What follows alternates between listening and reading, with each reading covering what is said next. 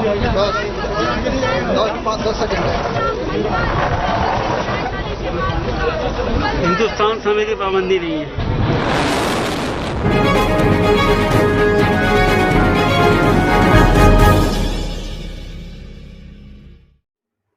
दर्शकों, स्वागत है आपका खबर फेस टू फेस में। आप देख रहे हैं Khabar face to face YouTube channel और मैं हूं ज़ीशान आज़मी। आइए देखते हैं आज की ताज़ा खबरें। ट्विन टावर का अवैध रूप से निर्माण करने में बिल्डर और नोएडा प्राधिकरण के कर्मचारियों द्वारा नियमों की जितनी अनदेखी की गई, उतनी ही बड़ी लड़ाई बिल्डर के खिलाफ आम नागरिकों को लड़नी पड़ी। दिनांक 28 अगस्त रविवार दोपहर को जब ट्विन टावर को गिराया गया तो यहां मौजूद लोगों को एक तेज धमाका सुनाई दिया। लोगों को धरती कांपते हुई भी महसूस हुई। देखते ही देखते पूरे इलाके में धुएं का गुबार छा गया। नोएडा के सेक्टर 93 में स्थित सुपरटेक ट्विन टावरों को गिराने का काउंटडाउन शुरू हो गया है। अब से महज कुछ घंटों बाद भ्रष्टाचार की नींव पर खड़ी ये दो गगनचुंबी इमारतें जमींदोज हो जाएंगी। ट्विन टावर का अवैध रूप से निर्माण करने में बिल्डर और नोएडा प्राधिकरण के कर्मचारियों द्वारा नियमों की जितनी अनदेखी की गई, उतनी ही बड़ी लड़ाई बिल्डर के खिलाफ आम नागरिकों को लड़नी पड़ी। आखिर कौन है ये आम लोग? कौन है ट्विन टावर का मालिक? और क्या है इसका इतिहास?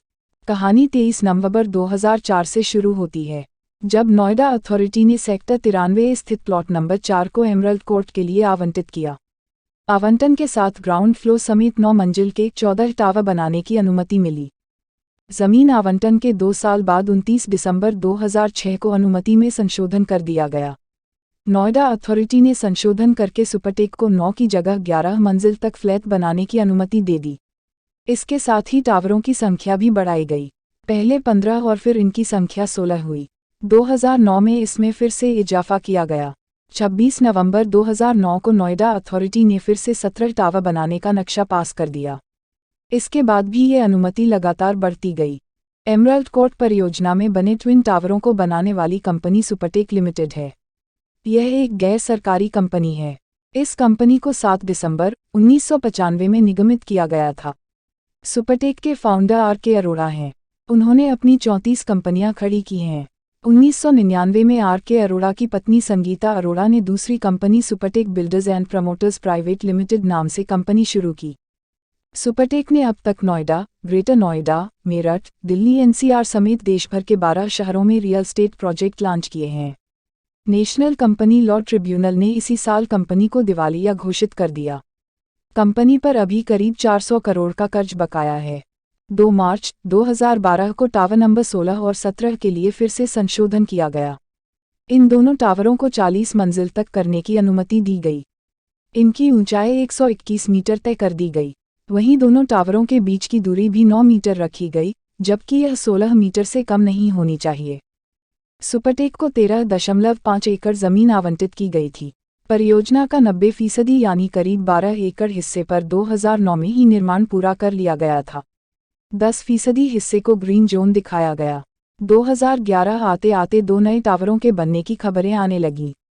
12 एकड़ में जितना निर्माण किया गया, उतना एफएआर का खेल खेलकर 2 गगनचुंबी इमारतों के जरिए 1.6 एकड़ में ही करने का काम तेजी से जारी था। अंदाज़ा लगाया जा सकता है कि 12 एकड़ में 900 परिवार रह रहे हैं। इतने ही परिवार 1.6 एकड़ में बसाने की तैयारी थी। फ्लैट बायर्स ने 2009 में आरडब्ल्यू बनाया। इसी आरडब्ल्यू ने सुपरटेक के खिलाफ कानूनी लड़ाई की शुरुआत की। ट्विन टावर के अवैध निर्माण को लेकर आरडब्ल्यू ने पहले नोएडा अथॉरिटी में गुहार लगाई। अथॉरिटी में कोई सुनवाई नहीं होने पर आरडब्ल्यू इलाहाबाद हाईकोर्ट पहुंचा। 2014 में हाईकोर्ट ने ट्विन टावर तोड़ने का आदेश जारी किया। इस लड़ाई में यूबीएस तेवतिया, एस.के. शर्मा, रवि बजाज, वशिष्ठ शर्मा, गौरव देवनाथ, आर.पी. टंडन, अजय गोयल ने अग्रणी भूमिका निभाई। इलाहाबाद हाईकोर्ट के फैसले के खिलाफ सुपरटेक सुप्रीम कोर्ट पहुंच गया। सुप्रीम कोर्ट में 7 साल चली लड़ाई के बाद 31 अगस्त 2021 को सुप्रीम कोर्ट ने इलाहाबाद हाईकोर्ट के फैसले को बरकरार रखा। सुप्रीम कोर्ट ने 3 महीने के अंदर ट्विन टावर को गिराने का आदेश दिया। सुप्रीम कोर्ट के निर्देश पर सेक्टर 93 स्थित सुपरटेक एमरल्ड कोर्ट के ट्विन टावर रविवार दोपहर 2:30 बजे जमींदोज हो गया। 32 मंजिला एपेक्स 100 मीटर व 29 मंजिला सियान 97 मीटर टावर में 3500 किलोग्राम विस्फोटक लगाकर तारों से जोड़ दिया गया है। महज 9 से 12 सेकंड में ये इमारतें जमींदोज हो जाएंगी। 200 करोड़ से ज्यादा की लागत में बने ट्विन टावर्स को गिराने में करीब 20 करोड़ का खर्च आने की बात कही जा रही है। यह रकम भी बिल्डर्स से ही वसूली जाएगी। सौजन्य अमर उजाला। और 5-10 सेकंड है। हिंदुस्तान समय की पाबंदी नहीं है।